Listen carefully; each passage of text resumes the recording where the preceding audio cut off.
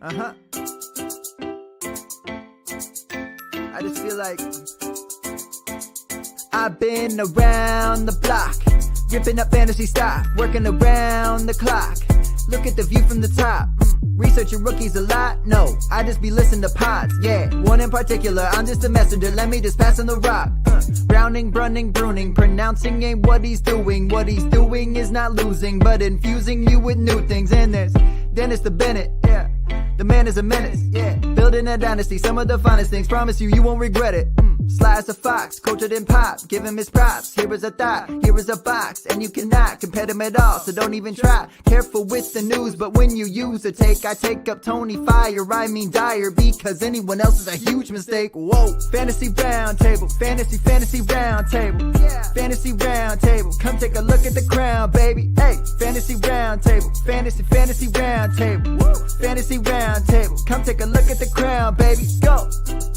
Hello and welcome to another episode of the Fantasy Football Roundtable Podcast. It is Tuesday. I survived the Magic Kingdom. Some of the NFL teams survived their Week 8 slate. We see some players who are going to be lost for the year, some who are new faces in new places. Dennis, what else is new for this 2024 NFL season? You know, we're just along for the ride. It's the script writer's world, and we're just living in it. Well, we're going to dive in and look at the games, and we will talk about some of the breaking news. We had a trade, a player announced out for the year, and a prominent player benched, all just today. So who knows what's going to happen the rest of the week. But first up, Philadelphia Eagles traveled to Cincinnati. Bengals had an early lead, but the Eagles won going away 37-17. Dennis, what do we make of Jalen Hurts? He started the season a little bit slow, and his passing probably isn't exactly where we had hoped for fantasy and for those of us that roster Devonta Smith and A.J. Brown and Dallas Goedert. But another 3 rushing touchdowns, did throw a passing touchdown, have played a pretty clean game. For fantasy, he seems like he's exploding again. Well, as a rosterer of Jalen Hurts, I like it. You know, keep vulturing those touchdowns. Get those 1-yard runs.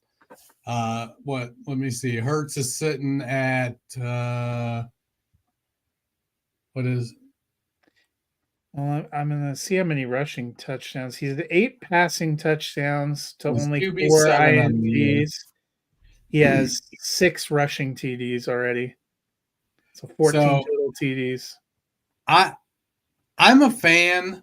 Unfortunately, if I roster A.J. Brown or Devonta Smith or Saquon Barkley, a lot of what he does takes away from them. You know, Barkley was RB3. He's getting a lot of yards, but he's got 5 rushing touchdowns. I think Hurts has 7 rushing touchdowns, doesn't he? He has 6. I wonder what I saw. Hold on, wait, maybe I'm missing a game. Oh no, yeah, you're right, 7. So, you know, if that was, let's say if Hurts had 4 and Barkley had 8, you know, then you're feeling great because Barkley's sitting at what? RB3, give him a few more touchdowns. Now he's going to catch some passes. He's going to be productive. It's a powerful offense. And really the guy that I think gets the short end of the stick by and large is Devonta Smith. So as much as we like Devonta Smith and as good as he is, and he would be, I think, a dominant wide receiver on about 25 other teams, unfortunately, he's behind A.J. Brown and on a team that will sometimes throw the ball 20 times or less because they run it so well. And, you know, I will say they do have a narrow pass funnel. It is Brown, it is Smith, and the occasional target to the tight ends, but they don't go a lot deeper than that. You know, Barkley will have some games. So I think if you have Jalen Hurts, you're going to keep riding him. You're going to keep throwing him out there and let him keep racking up those games. And you're just going to have to accept there's going to be some games where maybe he doesn't get the rushing touchdowns and only throws the ball 25 times. They do go for big plays a lot, and that's good, but there'll be a stinker or two along the way. Meanwhile, the Bengals now 3-5, but a woeful 0-4 at home. Joe Burrow still talking about he believes they can still get to 10 wins in the playoffs. To you? I mean, stranger things have happened, and Burrow, by and large, can, will a team to some victories. I think T. Higgins getting injured again doesn't help. Chase is wide receiver 1, and that's good for fantasy. They have that connection, but Higgins at 32, and now he may miss another game or two. I don't think Yosevich is ready to kind of step up the way Tyler Boyd used to as the wide receiver 3 there. I'd like to see him get Chase Brown a little more volume. Brown is running back 28 or 29, and Moss is 31. Let's keep tilting it heavier towards Chase Brown. But Burrow is he is for fantasy QB6. And, it's one of those things where you have to look at the consistency. 5 of his 7 games, he's been under 20 points, and 3 of 7 games, he's been under 15. So there's a couple big weeks in there that are propping him up a little bit. You're not sitting him if you roster him in a 1 QB league. You're going to play Joe Burrow. If Higgins misses time, though, it could be good for Mike Gesicki, who went from good to dead and maybe swinging back to good. Next up, the other teams in the AFC North did battle. The Cleveland Browns getting the surprise 29-24 win over the Baltimore Ravens. The Ravens becoming the latest top AFC contender to the day after a game they did not make a trade, this time acquiring Deontay Johnson from the Carolina Panthers. They would be very familiar with him from his time with Pittsburgh. But how does he fit into this pass offense? So he's an outside receiver, and Rashad Bateman has been playing really well on the outside. Zay Flowers, 7 of 12 for 115 last week, but didn't get in the end zone. I don't know that they need Deontay Johnson, but Lamar did throw the ball 38 times last week, so maybe there's something to them adding another receiving weapon. I like Johnson as a talent. I think he's going to get lost between Bateman, Flowers, and Derrick Henry and Lamar running the ball a lot of weeks. And Henry only had 11 carries this week, which is a little bit out of character for how the season has been going. He had great results, very efficient, 73 yards, 6.6 yards a carry, and a touchdown. But you've got Mark Andrews, you've got Isaiah Likely. I mean, the receiving core of the Ravens right now, are they flipping the switch and going pass heavy? I mean, they've got the personnel now. Yeah, I'm with you. I think it hurts Bateman the most, although 5 targets, only 1 reception yesterday might have made them be thinking about this. I'm not super bullish about what this does for Deontay, and I'm not super bullish. We'll have to see it play out. I think Flowers is probably the one I still like the best, but I don't know. I mean, they're a 2 tight end team, and so they just don't run. I don't have the numbers, and if anybody's listening has access to any of those advanced stats, I would bet they're one of the heaviest 2 tight end and lightest 3 wide receiver teams in the league. Yeah. And unless there's something we haven't heard yet, like somebody's gotten injured, then it would make some sense. If Bateman or Flowers is going to miss some time, I mean, you always want to make your team better. And what they got Johnson in a 6th for a 5th. I mean, I I think it's a good NFL move. I just don't know that for fantasy. I was already low on the consistency of Ravens pass catchers. I was starting to feel better about Mark Andrews. But now, I want to see what Now this I'm does nervous. with Deontay Johnson. You were almost to a place where you were flexing Rashad Bateman, but he doesn't have a great game and they trade for a receiver. So I also wouldn't run out and pick up Nelson Aguilar off waivers just yet. Meanwhile, for Cleveland, Jameis Winston, 334 yards, 3 touchdowns. He now has 4 passing touchdowns on the season in a game and a quarter, where Deshaun Watson had 5, all of 6 and 3/4 games.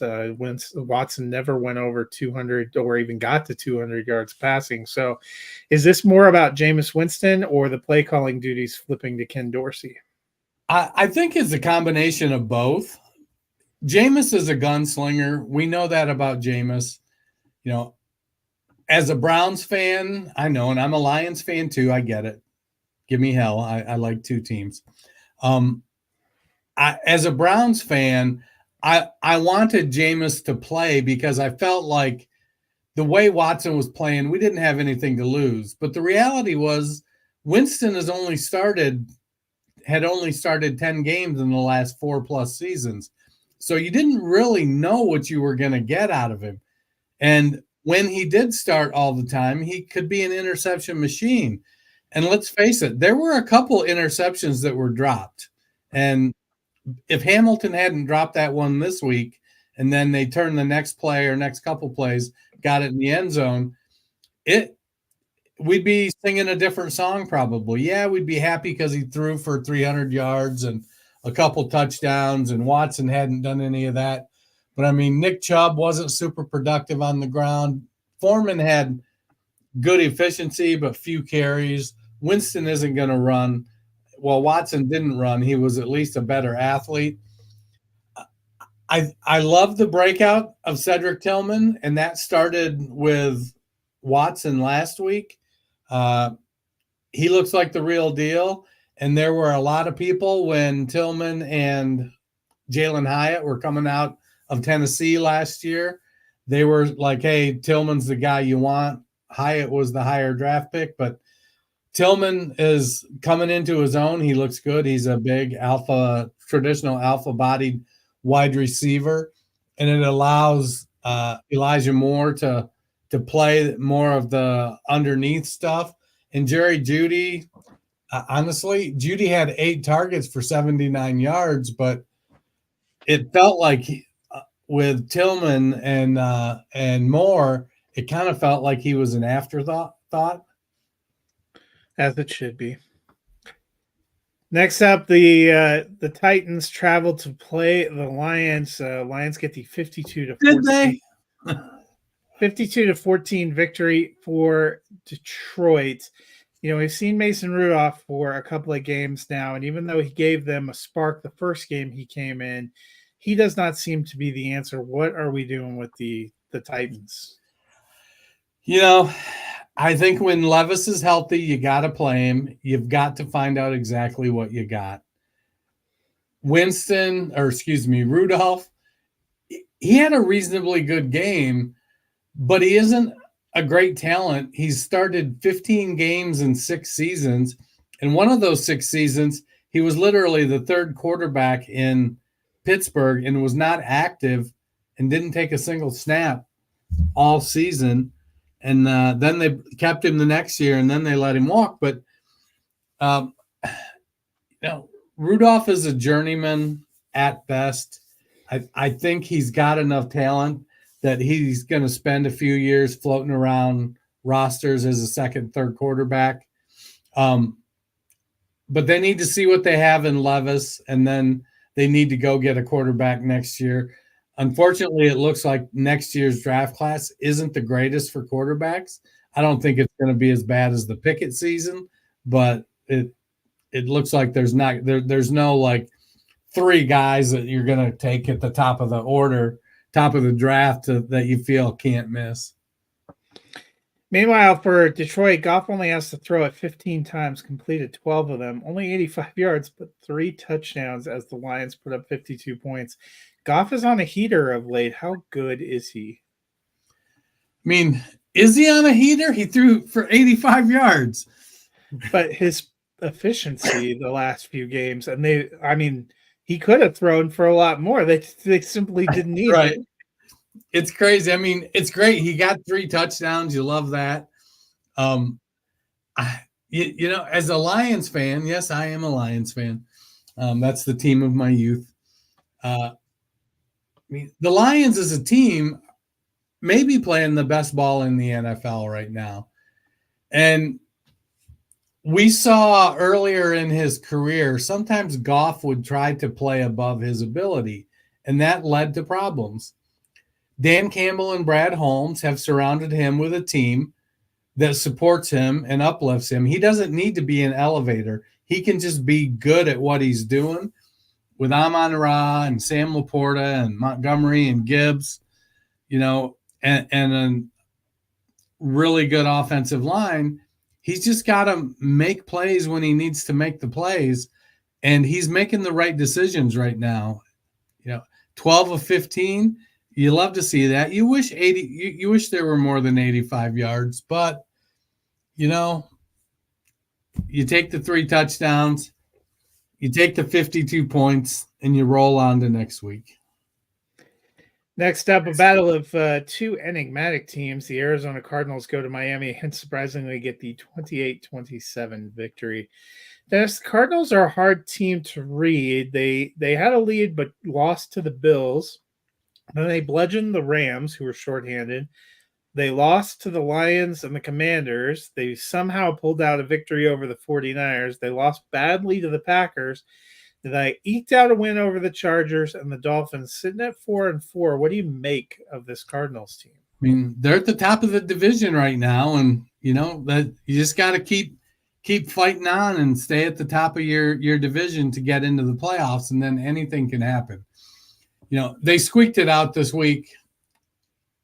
You want to see more consistency. Murray threw the ball 36 times for 307 yards. Harrison did well, 6 for 111. I'd love to see Trey McBride start to get in the end zone. Connor didn't have a very efficient day. I think Michael Wilson is starting to consistently be a mid to high level flex player.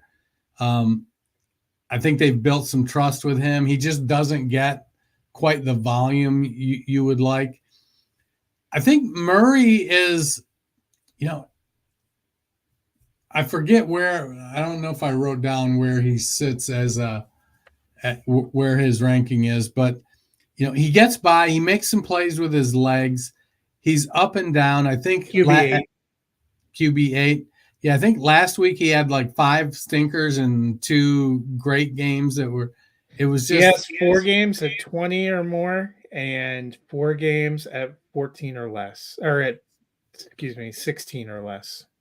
So that's what you get with him, and sometimes he saves it with a rushing touchdown, and no games below 10 points though. That is actually remarkably consistent. That's where the rushing comes in. That the rushing gives him that floor. He gets 50 or 60 yards rushing, and that kind of helps support him. Marvin Harrison is wide receiver 18, and he started off a little slow, had a couple nice games, faded a bit. I think his route running at the NFL level isn't quite as crisp as it needs to be, but he's coming around. I think he realizes he's got things he needs to improve, and he's working on being an NFL wide receiver. In college, he didn't have really any competition. So now he's out there and he's getting better every week. We just need to see him start to put it together and be consistent, put up this, 7 to 9 catches a week, touchdowns, 100-yard games. It is a little deceptive to be 18, though. If you look at his points per game basis, he's wide receiver 33. I know the Cardinals technically, because of tiebreakers or whatever, currently considered first, even though there's a logjam. I still like the Rams and the 49ers better. I know they beat both those teams, but just don't know if I believe it. It's one of those situations where the administration in Arizona, they built that team to play the teams in their division. Yeah. They go out and lose to other teams a lot, but they're playing well against their division. Meanwhile, the Dolphins, another loss, slipped to 2-5, but they did score 27 points. Tyreek Hill 6 for 72. They got Devon Achane going. They got Waddle going a little bit. Was this at least a step in the right direction? It was. Tua is the straw that stirs the rum runner, which is, I think, the official drink of Miami. His ability to throw the ball opened up the running game for Achane and Mostert. Mostert with his 2 touchdowns. Achane caught 6 passes for a touchdown, rushed for 97 yards. Tyreek Hill, 6 for 72. I'd like to have seen a little more volume in the pass game, yardage and touchdown wise. But first game back, he ran a little bit. He slid, Tua, that is. But he got the ball to Hill and to a lesser extent Waddle. So the timing seems like it's still there. I think they're going to be a dangerous team as long as Tua stays healthy. Meanwhile, on to the most surprising game of the day. The New York Jets went to New England, a team they smothered in week 2, and managed to lose 25-22. The Jets have now lost 5 straight games. They are 2-6. They are technically last in the AFC East. What do you make of the Jets?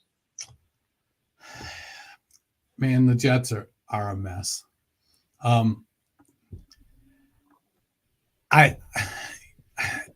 I think Aaron's, like, mentally, he's still in his darkness retreat.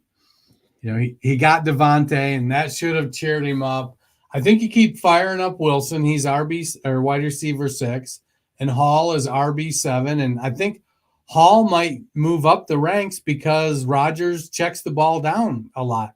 We saw it at the end of Ben Roethlisberger's career and at the end of Tom Brady's career. They became these check down quarterbacks. They'd still take some shots, but they didn't want to get hit, so they were getting rid of the ball quickly, and that often meant to the running backs.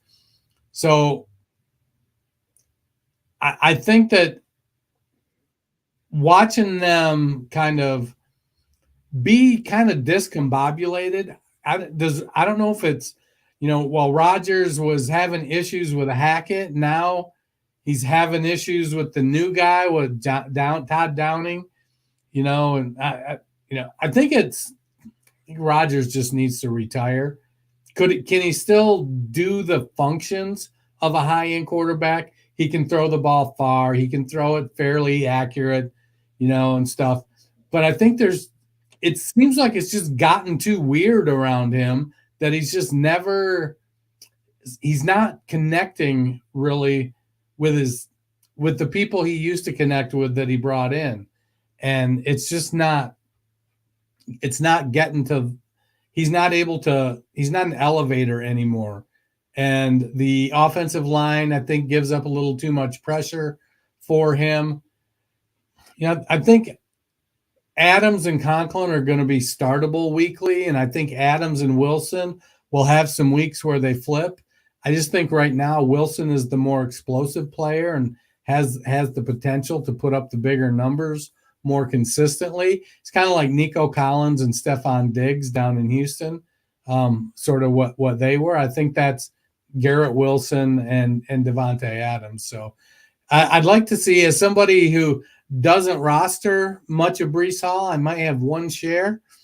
I'd really like to see them stop letting Braylon Allen vulture him. As much as I like Braylon Allen, when you get to the 1 yard line, give the damn ball to Breece Hall. Meanwhile, it's about mid-season, so we're going to be checking in on some of our rookie and second-year passers. Drake May got knocked out with a concussion, but was hanging in there with the Jets before he got knocked out. And Brissett actually comes back, gets a little revenge, and helps lead them to the win. But he got a rushing touchdown, didn't have a lot of passing. But how are you feeling about Drake May at this point? Well, I'll feel a lot better if he can stay healthy. May looks pretty good. They need to invest in some offensive linemen. They need to improve the protection. But Ramondre Stevenson and Hunter Henry, I think, have been pretty consistent. Stevenson's a little up and down, but he's the guy by and large. Quietly, though, Kayshon Boutte has played the most snaps of any wide receiver over the last 3 games. It seems like he might be kind of rising up and becoming that guy there.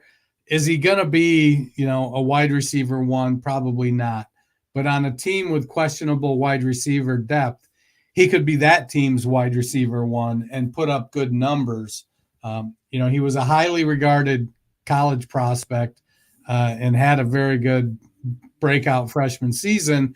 So from all the, the analytics people, they'll tell you, well, that portends well for his success in the NFL. His last couple of years in college weren't great, kind of fell apart there. But maybe Boutte kind of steps up and becomes a solid guy. Maybe he becomes somebody that can be that wide receiver 2 when they add, a Marvin Harrison or a Malik Neighbors type of wide receiver to pair with him, and he can be the Devonta Smith to AJ Brown there. The Atlanta Falcons traveled to Tampa Bay, got the 31-26 victory. Another 4-touchdown day for Kirk Cousins. Dennis, after a slow start, he is up to QB 11 on the season. Are you feeling good about Kirk? Yeah, I mean, he's got great weapons in London and Pitts and Mooney, and then Bijan Robinson. I think it's easy to get a little squirrely when you look at the rush numbers and see that Tyler Algier only had 1 fewer carry. But I think Algier is going to get some run when the game is run heavy. I think they like him, and I think he's good enough. But when they're passing a lot, you're going to see a lot of Bijan Robinson. He had 7 targets for 7 catches and 43 yards. Bijan is the 3-down back. Tyler Algier is the change of pace back that's good enough to get a whole series. So Cousins has weapons, and the Atlanta offensive line has gelled pretty nicely, and he's come a long way from that first game when it was all shotgun and he was a little nervous about the ankle. So if he can keep racking up 3 or 4 touchdowns a week and 275, I think you keep rolling him out there. Meanwhile, Buccaneers embracing life without Chris Godwin and Mike Evans. What did you think of their passing game? He threw for 330 yards, and he was QB6 on the week without Evans and Godwin, so that's good. Cade Otton was the tight end 1.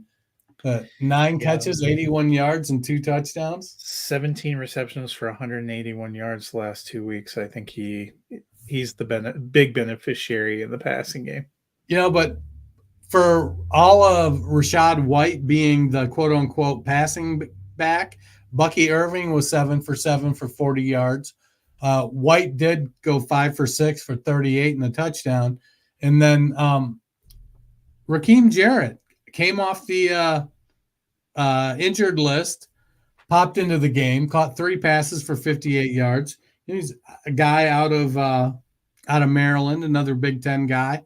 And I felt like he had a shot to be the 3rd guy this season, and then he got banged up. And then Jalen McMillan was playing really, really well. I think Sterling Shepard was a little bit disappointing this week. I think we had all kind of started to buy into the Oklahoma narrative with him and Baker. But I mean, Baker went out and not we all threw it 50 times. And yeah, well, they're going to have to keep throwing. They got Kansas City coming up this next week. The Green Bay Packers moved to 6-2 with a 30-27 victory over the Jacksonville Jaguars. Jordan Love injured again, goes out with a groin injury. Malik Willis comes off the bench, 4-5, 56 yards. Touchdown pass led him to 10 points and the victory. Can they keep rolling with Willis potentially stepping back in? So Willis is a different style of quarterback. And, he's not going to throw the ball a ton. They face a red-hot Lions team. But Detroit did lay an egg in week 2 against Tampa. So, really, Green Bay has to get through this game, and then they have a bye week. Willis is completing 74% of his passes, and he's got 57 yards rushing in his 2 starts. But he's only throwing the ball 16 and a half times a game. And in weeks 2 and 3, they were playing the Colts and the Titans. So 2 teams with not great offenses. It's a little bit different this week. I think Willis is going to have his work cut out for him. On the plus side of things, with Wicks and Watson and Dobbs and Reed and Kraft and Josh Jacobs, they have weapons to be able to possess the ball and shorten the clock. I do think they'll be overmatched next week against Detroit if Willis is the quarterback, but stranger things have happened. Meanwhile, Trevor Lawrence, the team is only 2-6, but he's actually quietly up to QB 12 on the season. How are you feeling about him? So he's spreading the ball around. It doesn't help that he lost Christian Kirk this week. I know Kirk wasn't getting a ton of volume, but we've seen in the past what he can do. So it felt like at any given time, Kirk could, start to go on a run and get some volume. Brian Thomas Jr. is the real deal. He's sitting at wide receiver 7 on the year. And Evan Ingram, since he's come back, he's getting I think he's back on his 1,000-yard pace from last year. He's just providing that short area stuff. Now, if they can get ETN back so they can balance a little more passing game with Tank Bigsby's bull running, because he runs hard, man. Ultimately, I think Trevor's still a QB2. I don't think you want to start him as your QB1, but he's making some good decisions, and Brian Thomas Jr. is making him look good. Yeah, he has been playing a lot better. Be curious to see Brenton Strange had 5 for 59. I'm wondering if that's a product of Kirk going out, maybe a little more 2 tight end. Peterson ran a lot of 2 tight end in Philadelphia with Goddard and Ertz, and Strange played pretty well with Evan Ingram out. And so he may feel like, well, we don't really have I want to put my best 4 pass catchers out there. And if Brenton Strange and Evan Ingram are 2 of them, then by all means. Houston Texans hosting the Indianapolis Colts got the 23-20 victory. Anthony Richardson struggled mightily, 10 of 32, 175 yards, touchdown, interception. That yardage total kind of inflated by a 69-yard big pass play to Josh Downs. Had to ask out of the game for a play down the stretch because he was feeling tired. He has now been benched in favor of Joe Flacco. What do you think of the move? So I'm an old guy. We've established that. I think you bench him for being tired. I'm like, dude, you're one of the premier athletes in the United States. You don't pull yourself out because you're tired. You keep fighting. You just, I don't get that. No. But it's been bad. He's really, really struggling throwing. Like it's been like, I think I'd rather have Kenny Pickett bad. Yeah, only completing 44.4% of his passes, 958 yards, 4 TDs, 7 INTs. Not good. Yeah. I have, so over the last couple of years, I have, like last year, I had the 101 in several drafts, and I felt like my team wasn't close enough to competing that I needed to take Bijan Robinson. And so I traded from the 101 to the 102 and took Anthony Richardson in approximately 3 drafts. That's not looking great, to be honest. Yeah, not on a good route.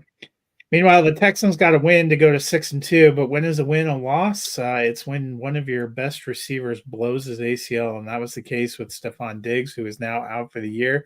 Nico Collins already on IR, and they play on Thursday night. What does this pass offense do now down two of its big three receivers? Well, Tank Dell season, baby. Tank Dell season. If you can get him going. I mean, he only had 4 freaking targets. So they've got to get through this week. And Mixon has been carrying the team on the ground.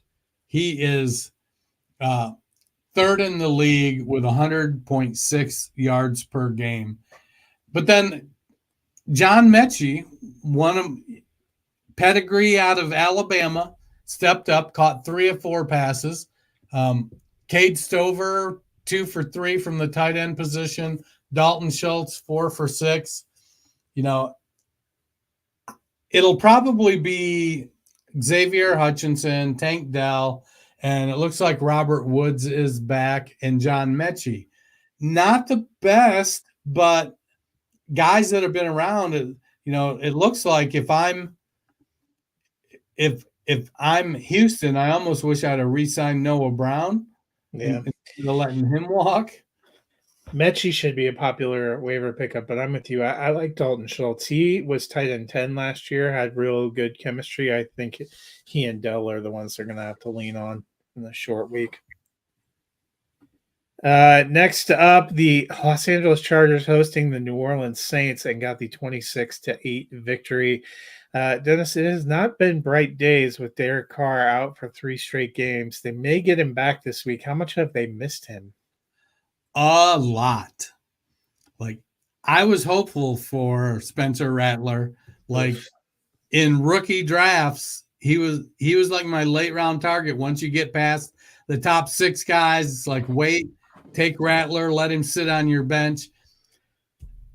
Maybe if he can go back to riding the pine and just getting better at the NFL level with NFL coaching, in a year or 2, maybe Rattler could be something. But right now, it doesn't look good. I don't know. I don't know that you should be putting him out there over Jake Haener. I mean, to be fair, Haener was there last year, and if they're like, no, we're still rolling with Rattler, you got to ask yourself, well, how flipping bad was Haener? If they're watching Rattler and going, no, he's our guy till Derek gets back. You know, I won't say I'm losing hope for Rattler. I'm just saying the road got a bit longer. I missed this one last. Needs a sweet Nico Collins back, don't we all? Yes, we do. Don't we all? Meanwhile, for the Chargers, it feels like this passing game may be starting to come together. Got some good plays from Joshua Palmer. Seemed to have found something with Will Dissly. Got it going with Ladd McConkey. Are you liking the way the Chargers are developing this passing game? You know, so they had a slow start to the season. They averaged 136 yards passing before the week 5 bye. They've since come out of the bye and they're averaging 271 yards.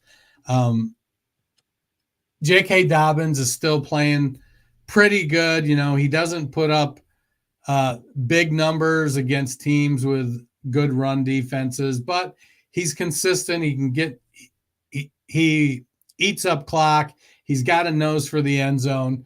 He's an okay pass catcher. He had 7 targets last week, but caught 4 for just 11 yards. So, you know, he's catching them behind the line of scrimmage. You need to get him down the field a little more. You know, Ladd McConkey's sitting at wide receiver 22.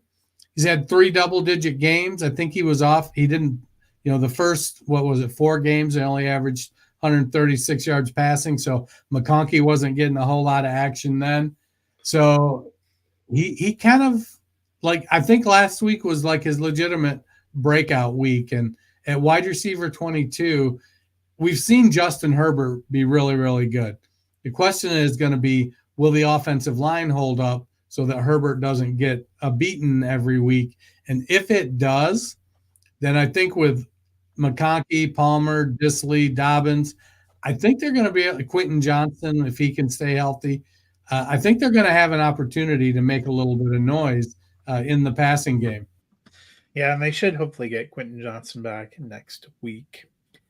Buffalo Bills went to Seattle and clocked the Seahawks 31-10. Second game with Amari Cooper on the lineup. He didn't do much, but we saw another big game for Didn't do Shakir. anything. Yeah, another big game though for Shakir and Coleman. Do you think just having Cooper out there is having a positive impact on these guys? Yeah, I think so. The downside is, Cooper only had 2 targets. And so whether that was a function of, the adrenaline from the first week was worn off. And, we saw last week, the talk was how on the touchdown to Cooper, where Shakir is like having to tell him, hey, Cooper's looking at Shakir going, I don't know what Josh is calling. And Shakir's telling him, just go deep kind of approach. I was expecting more out of Cooper, and I didn't buy into Shakir this week. And so I sat him in the show league for Jerry Jeudy. Now, I got lucky, and it didn't cost me the game, but Shakir by far outperformed Jerry Jeudy, and I don't think I'm going to do that again. I think Shakir, at worst, is a flex-worthy candidate with wide receiver 2 upside. The Bills have increased their passing volume. They're over 30 passes a game in 3 of the last 4. I think adding Amari Cooper to that team will continue them down that will then open things up for James Cook and Ray Davis and Josh Allen, for that matter, in the running game. I think Amari Cooper gives them an established alpha wide receiver that they didn't have. I know I was pitching Shakir as an alpha potential a la Amon-Ra St. Brown. Where'd it go? 9 for 107 this week. The potential is still there, but having that 6'3", 210-pound wide receiver with 4.4 speed, that does something for a team. Meanwhile, the Seahawks, no DK Metcalf. Their offense looked incredibly flat. Metcalf still dealing with that knee injury. No lock to return this week, and they face a tough divisional matchup with the Rams. What do you make of this Seattle passing game without Metcalf? Well, it really hurt the running game. They averaged Walker and Charbonnet both averaging just 1.3 yards per carry. The offense didn't move the ball as a whole, only 29 pass attempts and 17 rush attempts, 5 of those by Geno Smith. On the plus side, Walker did have 4 targets, so that was good. Smith and Jigba was 7. Walker had 5 targets. Smith and Jigba was 7, caught 6, but there was just no yardage volume on 20. He threw the ball 29 times for only 212 yards. No touchdowns and an interception. DK Metcalf just provides a different type of threat. And it's easy to say, well, DK scores those long touchdowns because coverage breaks down. When you're 6'3", 230 pounds and run a 4.3 40, that breaks coverage. And Geno just has to get the ball out there and let Metcalf go chase it. And he does. And they don't have anybody on their team that can replace that.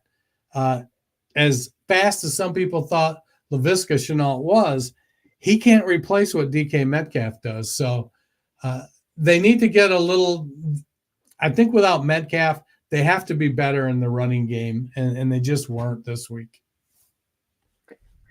Next up, the Carolina Panthers traveled to Denver, where the Broncos got the 28-14 victory. But Bryce Young did get to start, looked remarkably better than the first 2 games of the season, 24-37, 2 touchdowns. Did have 2 interceptions, got picked by Pat Surtain, but did get a touchdown over on Pat Surtain. Overall, do you think it was an improvement for Bryce Young? It almost feels like maybe last year they should have sat him down for 3 or 4 or 5 games and let Dalton play based on how much he's improved since the beginning of the year after sitting a few games behind Dalton. You know, he looked serviceable. Did he look like he was somebody that's going to be able to carry a team? No. And with Deontay Johnson out, Jalen Coker stepped up. Miles Sanders caught the ball well out of the backfield. Xavier Legette had a touchdown. I was disappointed in the performance of Jatavian Sanders. Really could have used some more production out of him at the tight end position. But we see some of the young players now kind of starting to build some chemistry together. And maybe, just maybe, this time off is what Bryce Young needed. And we'll see. Do I expect them to go on a 5 or 6 game win streak? No.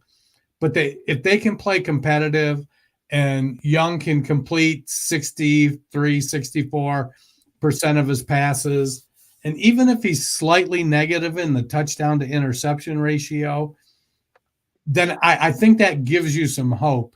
What you can't have is you can't have him go the rest of the way with, 3 touchdown passes and 9 interceptions and a 52% completion percentage. That's not going to be good for him. Yeah, it'll be interesting. Hopefully they will stick with him. Bo Nix, meanwhile, after a slow start, 11 touchdowns total with only 1 interception the last 6 games. The Broncos have been 5-1 during that stretch. How are we feeling about Bo Nix? I don't know how you're feeling, but he's sitting at quarterback 9. He almost feels like he's a must start. He's pushing for that. With his mobility, what he brings to the table, he only rushed for 4 yards this week, but he did have the touchdown. But we've seen throughout the season that Nix is a pretty good runner.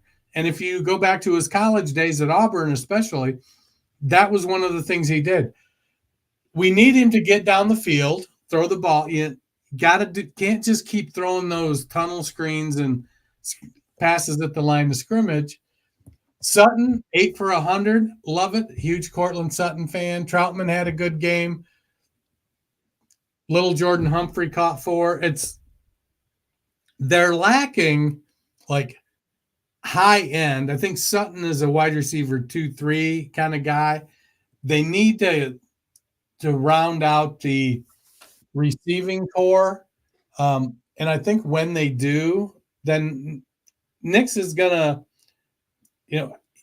I think he can be like Kirk Cousins in the aspect that he's not an elevator like a Patrick Mahomes, but he's a guy like Cousins or Jared Goff that if he has the weapons, he's generally going to make the right decision.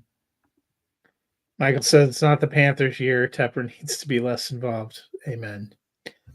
Let's just hope he lets his poor coach have another year because they're trading all their assets again, which, I just still don't know how you're developing a QB in an offense if you keep getting rid of everything. A good quarterback does just fine with a new offensive coordinator every year. That's what makes him a good quarterback. Yeah. Meanwhile, Kansas City Chiefs remain the league's only unbeaten team, 7-0 with a 27-20 victory against the Las Vegas Raiders. Debut for DeAndre Hopkins, saw 3 targets, caught 2 for 29. How do you like his fit in this offense? I don't think we saw enough to really know. He played 32% of the snaps. We know what DeAndre Hopkins' skills are. He's a contested catch guy. He's going to get open in the short area. He's going to fight for the ball. You throw it up. He thinks he's going to win every battle. And I think that's going to work in Kansas City. You've got Xavier Worthy to take the top off. You've got Travis Kelce to just be where Mahomes needs him. And Kelce's, after a slow start to the year, seems to be back to normal, 10 for 90 for a touchdown. Kareem Hunt grinding it out on the ground. We should be getting close to Pacheco coming back here in a couple weeks. It'll be interesting to see what happens with the running game when Pacheco gets back, because Pacheco was looking pretty good in the receiving game, but we've seen over the past few seasons with Hunt that's what Cleveland did with him, is they used Hunt as the receiving back. I don't know that that's what you want to do when you have Isaiah Pacheco. But we'll see. You had mentioned earlier last a couple of shows ago that you felt like Pirine might be the odd man out when Pacheco comes back, and I don't know that I disagree with that. But I do think a receiving core of Kelsey, Worthy, and Hopkins is fairly formidable when you've got a quarterback like Patrick Mahomes. Meanwhile, for the Raiders, it's trying to get a look at some young players. DJ Turner, 4 catches, 28 yards, and a touchdown. Only had 4 targets, but he seems to be kind of stepping in there a little bit. How are you feeling about him? Yeah, he's what? I think he's 27 years old. I've picked him up in a couple spots because if he's going to be starting in the NFL, you might as well have him on your bench. Somebody has to play wide receiver there. He's a reasonably good athlete, quicker than he is fast. Not too tall. He's only about 5'9", but he's about 208.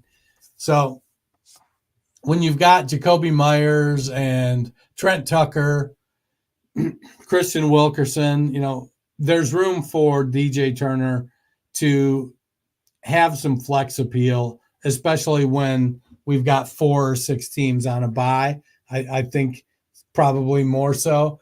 But, I mean, Gardner Minshew and Aiden O'Connell in the quarterback room, the running game didn't do squat.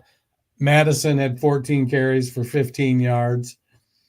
And you thought maybe, well, that would push him to go back to Zamir White, who had 2 carries for -1 yard. They need more from their running game. When you've got a quarterback like Minshew, you can't just expect him to carry the team. Next up, the much anticipated battle of the 1st and 2nd overall pick did take place as Jayden Daniels was good enough to go. And boy, what an ending. 18-15 victory for the Washington Commanders over the Chicago Bears. Dennis, kind of a rough game for Caleb Williams. There's been a lot of comparison lately of him to Daniels. I'm wondering if Chicago has some second thoughts. 131 yards. They did have the lead with 25 seconds to go, but it wasn't because of a great game from him. He did have 41 yards rushing on 10 carries, but only 10 of 24 in the pass game. That pass game's been kind of up and down. How do you feel about Williams? Being an NFL quarterback is hard, and he's a rookie. He's going to have some good games. He's going to have some bad games. You want to see him continue to get better. At least he didn't check out of the game tired. Yeah. It's year 1, so maybe you save that for year 2. Right. So Washington had the 12th ranked defense versus the pass. And I think that stands for something. That's a pretty good defense he was going up against. Yeah. So, he's got weapons. If they get some pressure on him and make him doubt what he's seeing, Dan Quinn is a pretty good defensive mind. And so I think being able to put defensive players in positions to confuse a rookie quarterback, I would expect Dan Quinn to be able to do that. Meanwhile, Jayden Daniels gets the victory, goes for 326 yards and a touchdown, although 52 and a touchdown came on a beautiful Hail Mary. How did you feel about Jayden Daniels? I have significant rostership of Jayden Daniels, and I was excited to see him play so I didn't have to play Marcus Mariota, where I picked him up to make sure I had a second quarterback. Daniels is playing really well. He's playing like the number 1 overall pick. And I know he was number 2, 326 yards passing. He only had the 1 touchdown on the Hail Mary. The Bears defense isn't a slouch either. And so, they held Brian Robinson to just 16 yards rushing. Daniels did have 52 yards. So he had to run a little bit. And with the gimpy ribs, that was probably something he worried about a little bit. You don't want to keep getting hit. But he's getting the ball to McLaurin, Zach Ertz. Noah Brown is establishing himself as that second wide receiver there. And then they've got McCaffrey and De'Ami Brown as their 3 and their 4. But I don't know how often that they're going to be relevant. I like Brown as a flex. I like McLaurin as a wide receiver 2 with 1 upside, and Zach Ertz as a tight end. I think he's in that catch and fall phase of the Jason Witten arc, but he gets open and seven catches for 77 yards. I think he'll take that.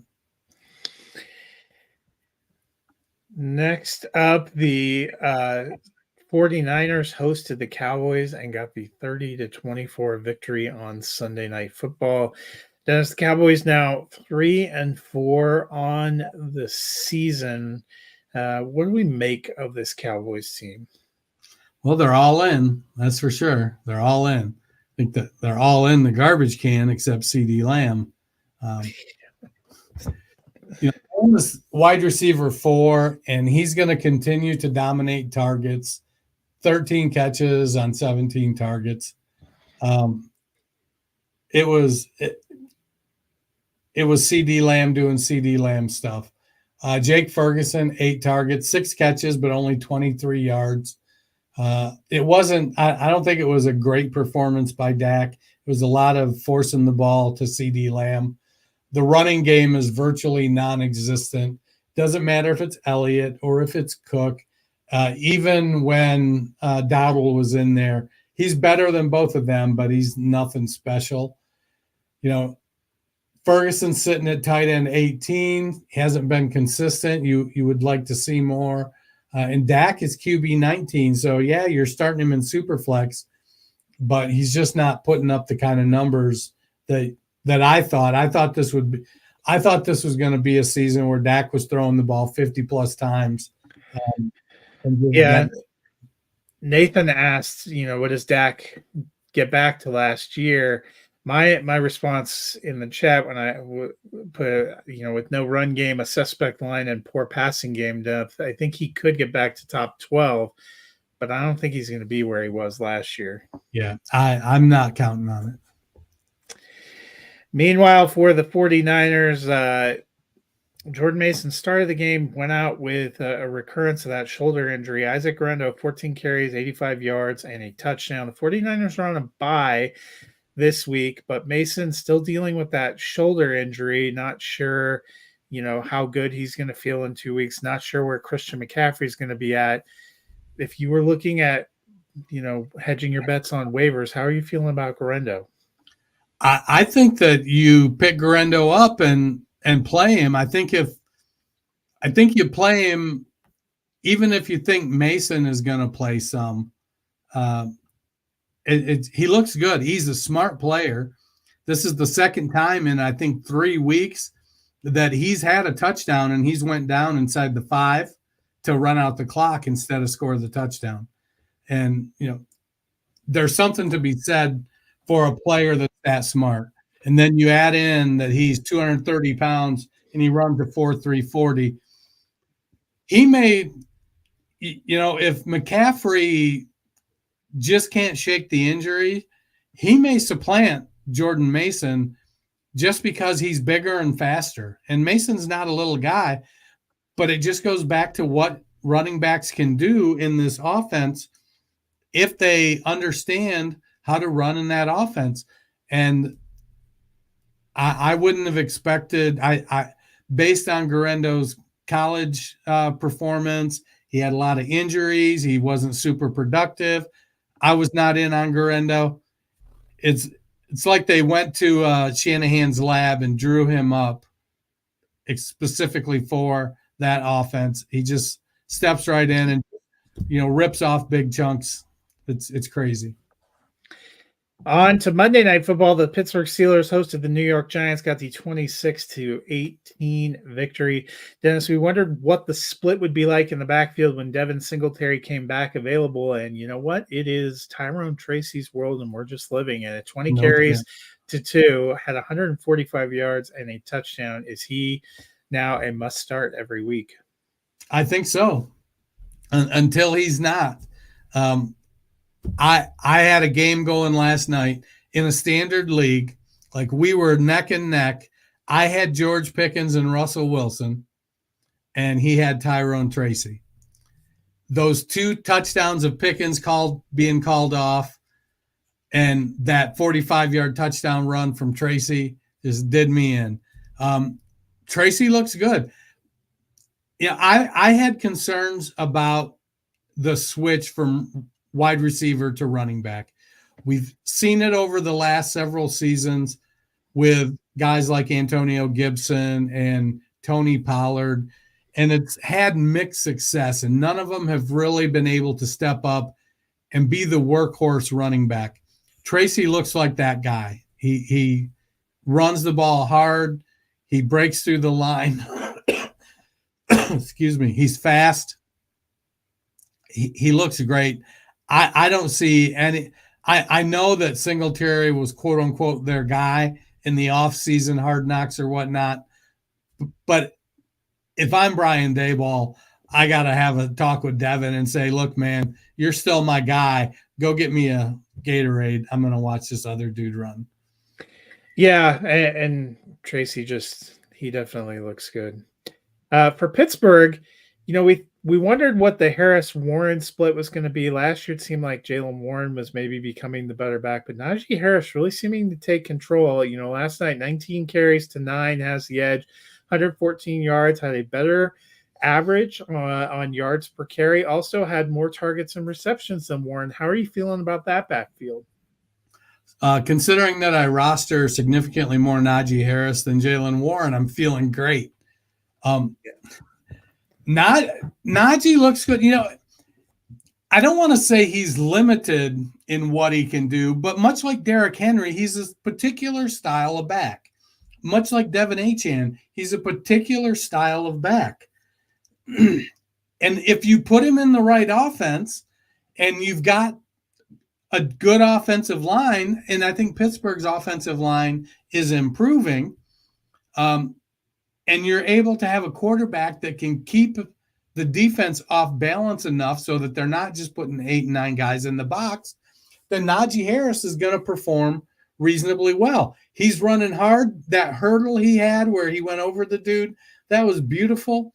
And as long as, he can keep that up, he doesn't get injured, you got to keep riding him. I think with Jaylen Warren, it was weird. Because, the first half, it was like Najee go for 9, then Najee go for 7, a couple pass plays. Now they're down inside the 20, and they put Jaylen Warren in. And I was like, wait a minute. Why are you taking out the 235-pounder when you get inside the 20? But Najee held up. He did what he was supposed to. He ran hard. He racked up good yardage, caught the ball when he was called upon. I think right now they're in a situation where the two of them are going to coexist. I think with Arthur Smith at the helm of the offense, they're going to try to be – they're likely to be one of the teams that is as close to a 50-50 run-pass split as any team in the league. And the way the two of them are playing, Najee is an RB2 with upside, and Warren is a flex with RB2 upside. Ride it out. Before we get out of here, Thursday Night Football, the 6-2 Houston Texans, the 2-6 New York Jets. We talked about how woeful the Jets are and how depleted the Texans are. What are you expecting from this game? So with Houston going up against Sauce Gardner and company, without Stephon Diggs and without Nico Collins, it's going to be a challenge. It's the number 4 versus the number 5 pass defenses and the number 15 versus the number 19 run defenses. I think we're going to see a lot more Breece Hall and Joe Mixon than we are anything else. And, Garrett Wilson will get his, and Devontae Adams will get his, and Tank Dell will get his. Maybe Devontae Adams will get his. Doesn't look good so far. But it feels like one of these classic 1914 kind of games. It doesn't feel like a barn burner. which means now that I've actually put that out into the ether, we're looking at a 41-38 game probably. I just think, Stroud is QB 15 and Rodgers is QB 14 on the year. They're not playing like we had hoped. Maybe Rodgers is closer to where we expected but most people had Stroud as a top 5 quarterback. I think Stroud is going to suffer a little bit this week with the depleted wide receiver core. Houston's got a really good pass defense.